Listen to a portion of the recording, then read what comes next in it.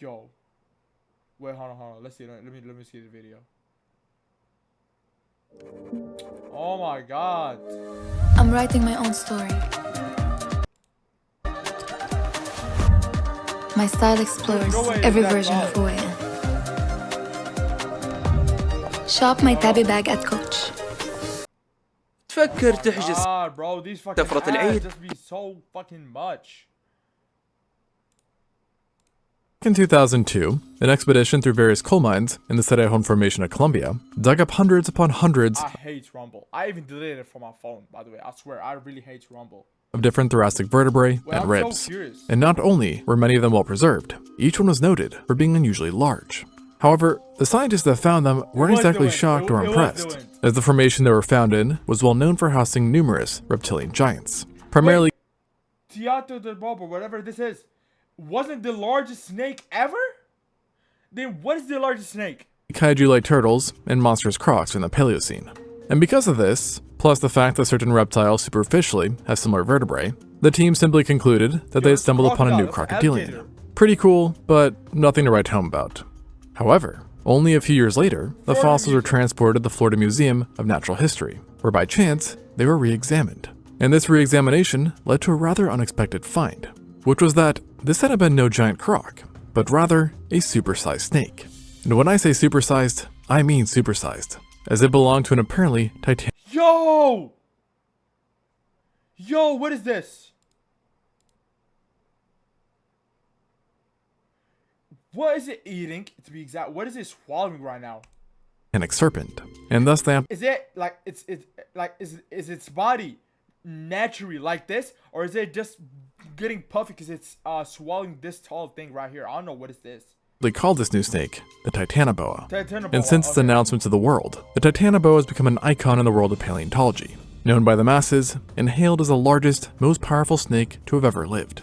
And this boa was definitely a big one, as adults might have measured up to 12.8 meters or 42 feet in length, maybe even Okay, calm 14.3 down, meters or 47 feet, which, What is the difference?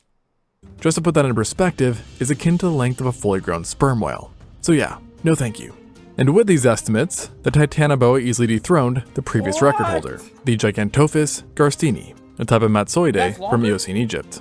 And I'm sure if I was to take to the streets and was to ask people what the biggest or scariest snake ever was, I'm confident that most, if not all, would claim Titanoboa. If I they don't even know what is this. I didn't even know what it was if it wasn't for that chart right there.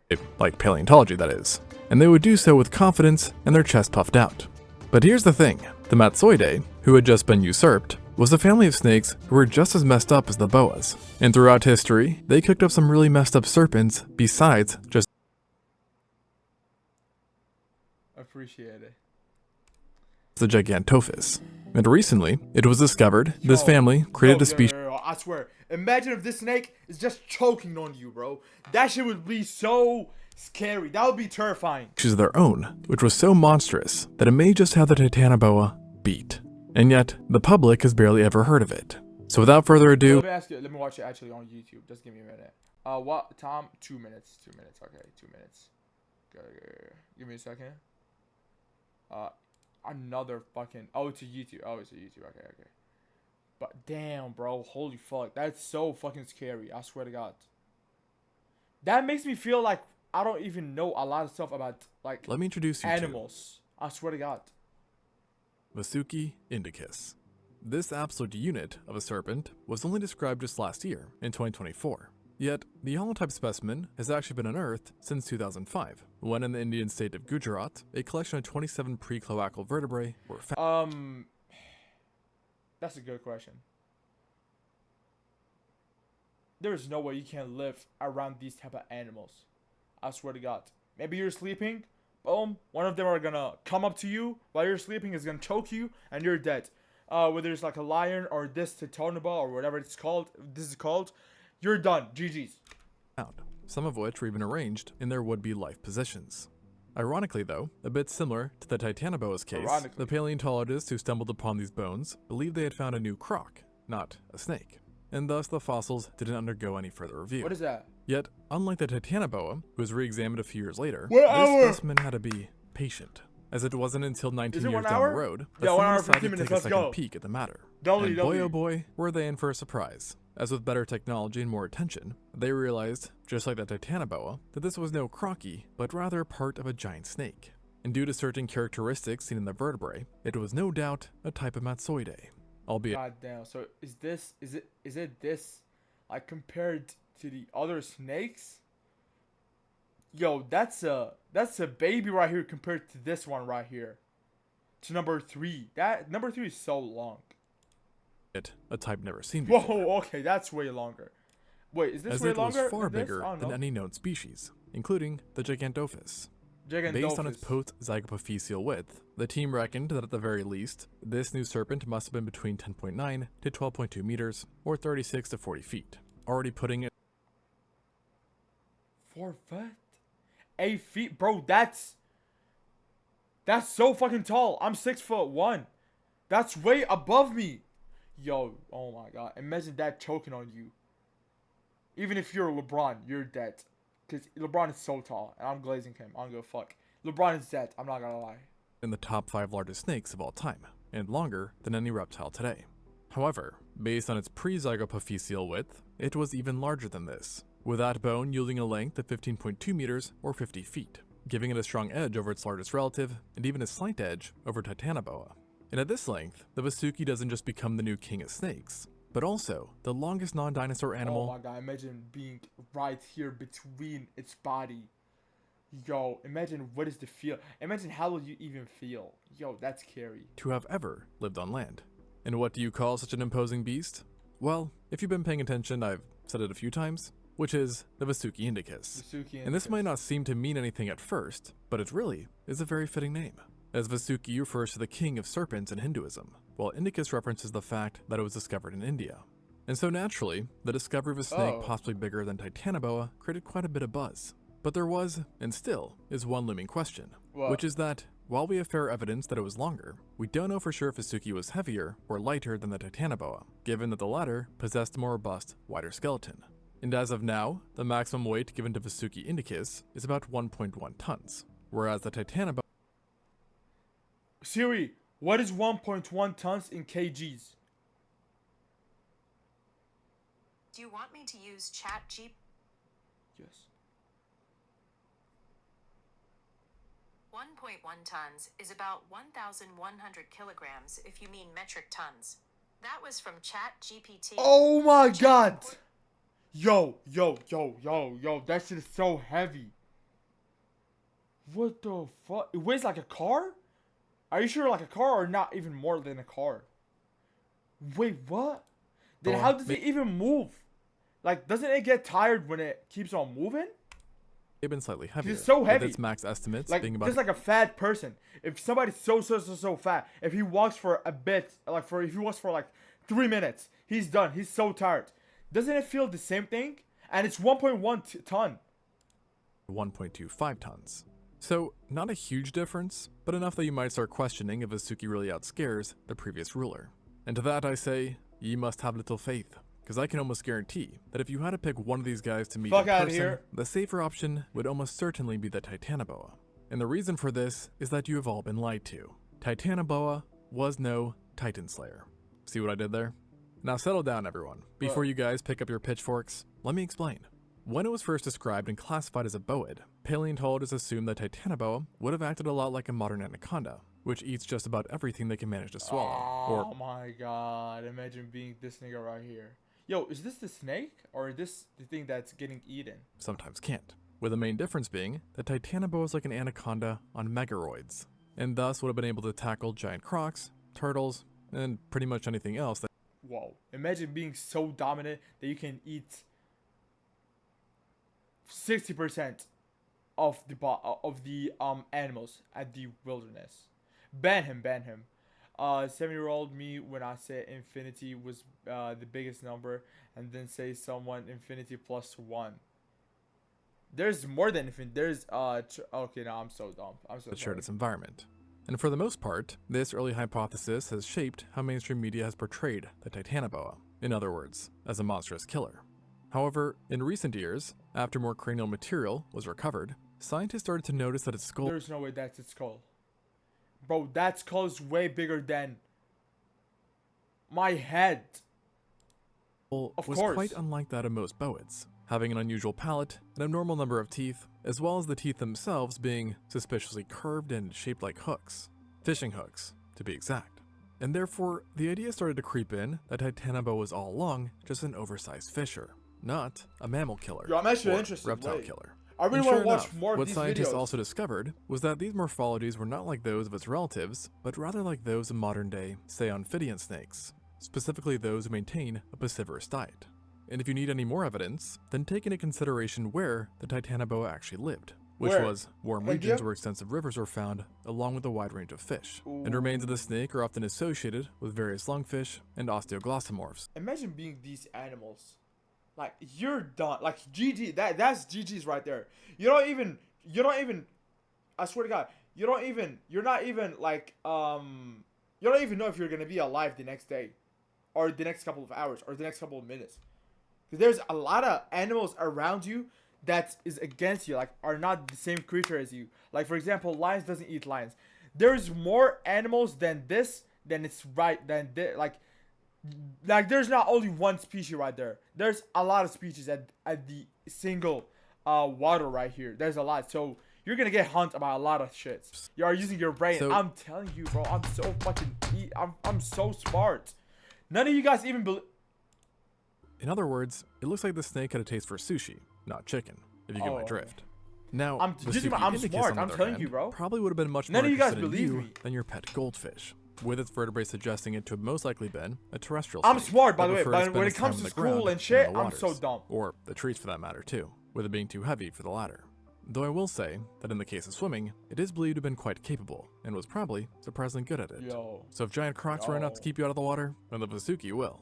This is besides the point though. The bigger thing here is that these vertebrae not only reflected primarily terrestrial locomotion, but that it was also a constrictor snake who lacked any specific adaptations that would suggest a specialization in fish, and thus is presumed to have been more of a any kind of opportunity kind of guy. Bro, imagine just chilling with your family, just like that. Boom, you're getting these tears right here. Yeah, now you know that you just lived your years for nothing. You lived over 10 years for nothing. This right here is gonna end it. As a snap like that, you're done. You're dead. Eating crocs, turtles, fish, other snakes, and Nigga, get how this. are you gonna eat a turtle? It got a fucking shell. How will you, okay, you'll only eat the head and the legs only. You can't eat the inside body, like the inside actual body, because it got a shell. Unless he got a strong ass teeth and he can, crack this thing and just drink it, eat it, he'll be good. Search El Moncho, he died. He was like the Bad Bunny of the drug trafficking. No, he died. Moncho or Concho? El Moncho. No, El Mencho. Mencho.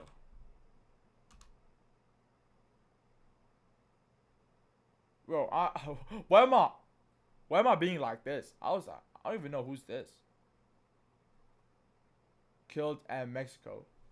Was like the Bad Bunny of the drug traffic. I don't even know who's this, and I don't really support whatever he's doing, to be honest.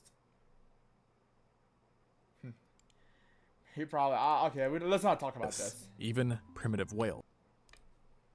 They have So a yeah, lot of they cartels. definitely have quite the appetite. That's what I know. Here's the thing though, which actually to me makes the Vasuki even scarier. If you were sent back into its realm, you wouldn't find yourself running away or being chased by this creature, as its hunkering size rendered it quite slow and immobile. So instead, you would have had to be on edge Whoa. for every size. Whoa. Why it got the head outside like that? Rendered it quite slow and Yo, that's immobile. freaking me out. So instead, you would have had to be on edge for every second you were there. Because to get around the speed issue, the Vasuki Indicus 7% evolved of to be Mexico? an expert ambush hunter that likely utilized I camouflage mean, maybe you're right, because I think there's a lot of these type of people at Mexico, like who sell like these type of stuff. to stage strikes on You know what I unsuspecting mean. prey, which it would then kill via constriction. I really hope they stop. Now I doing know what this you're thing, thinking. 'cause Mexico There is ain't a no beautiful way I'm country. missing a one-ton snake. And yes, its size would make it a bit easier to spot. But don't forget, snakes are Was they drinking really good water? at hiding. Or was it just people like really, that? really good. I mean, there's even the hypothesis that humans evolved good eyesight because of them. So yeah, good luck. And let me tell you, if you're starting to think that messing with a Vasuki is a bad idea, then just wait to hear It is. how it would eat you. Hint hint, it's not pretty. Oh my god, I don't want to hear it. Just let's imagine. Let's imagine it. You may know this if you've seen one of my older videos, but the group it belonged to, the Matsoidae, were a fairly ancient family of snakes, which appeared about 28 million years before the boids did, during the late Cretaceous. And because of this old age, they were quite primitive. And one way this showed was through the construction of their jaws, which unlike those of the boids, lacked an extra quadrate big bone jaw. and elastic tendons. That in boids is what allows them to open their mouths to freakish angles. And so, without these adaptations, the Matsoidae, despite being constrictors, wouldn't have been able to swallow their prey whole. Sounds good at first, but honestly, you'd prefer it if they gulped you down. Because instead of swallowing, they simply resolved to use their varanoid-like teeth to tear off chunks of flesh that were bite-sized to then swallow. And getting fed on by one may have resembled what you see Komodo dragons do to deers or eels to their respective prey, which is, in other words, just straight up horrifying. Luckily for you though, if you did happen to get caught by a Vasuki, you probably wouldn't need to worry about feeling its teeth tear at your flesh, for its constrictions killed prey at lightning speed, thanks to ridiculous forces. Let's take the anaconda for a second. An obviously feared predator who is scary enough to have gotten its own movie franchise, and can squeeze with 90 pounds per square inch. Very impressive. Yet, the Vasuki indicus makes it look like a complete chump, having vertebrae that are up to 6 times wider than those of the anaconda. In other words, its squeezing was a tad bit tighter. That one right there. I think it's called the iguana or something. This one right here. This one, I think I know. Yes, Australia. That's what I heard. I mean, its strongest contractions possibly generated forces like a complete chump, having vertebrae that are up to 6 times wider than those of the anaconda. In other words, its squeezing was a tad bit tighter, Yep. and See, its I'm strongest right. contractions possibly generated forces akin to that of a crocodile bite. Good luck surviving that. And besides the actual bone width, we do see that along the Vasuki skeleton, it possessed relatively high-sitting ribs, which helped form a stronger cylindrical trunk shape, as well as transversely wide vertebrae and broad humeral keel, which is a fancy way for saying that it had a lot of large attachment areas where powerful muscles would have gone. When you consider all of this together, you arrive at the harrowing conclusion that if this snake came back from the dead, many of us would be in trouble. This also doesn't even take into account... dead. Oh my god, thank god. There's none of these animals. Thank god. Yo, because if they were still alive, bro, we would be GG's. That the Vasuki likely had great eyesight and a keen sense of smell, thanks to their forked tongues, which allowed them, and other snakes, to collect scent particles from the air. Meaning that while animals had to be super vigilant just to spot it, it would know where you are no matter what. Suffice to say, so this it got a night night vision inside its own eyes. That's fucking crazy. You're not safe if you're gonna go there. I swear to God, if you're gonna go there at the wildness at night, you'll not be safe, bro. Cause that thing have a night vision POV. You know that it can hunt you late at night and it's gonna kill you, and nobody's gonna even hear about you, bro. This is how you know that you're gonna be fucked up. In quite the package. Albeit, there is a drawback to its design, because it turns out that sustaining a giant serpent of its proportions takes a lot. It essentially requires a very specific kind of environment, and thus, the Vasuki indicus was not a commonality during its existence, rather a rarity, with fossils only being known from India, and on top of that, just from one single location, the Nureti Formation of Gujarat. Now, during the Middle Eocene, India was much warmer than present, and also more isolated, still being an island that was drifting upwards. Is this India? And as a result of these two factors, you got a lot of unique environments and strange evolution, which obviously led to the Vasuki, who specifically inhabited mosaic habitats such as back swamp marshes. Here, there was an abundance of other life, which in many cases was also large as well, which provided the Vasuki with the needed resources. Yo, that's also terrifying.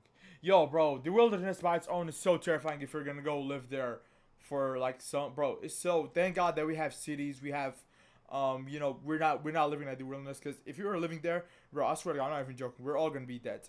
Like, there's no chance we're gonna be living for that long there. Bro, that animal with one bite, you are gone. If it bites you one time, nigga, you're gone. You're dead. To attain its size.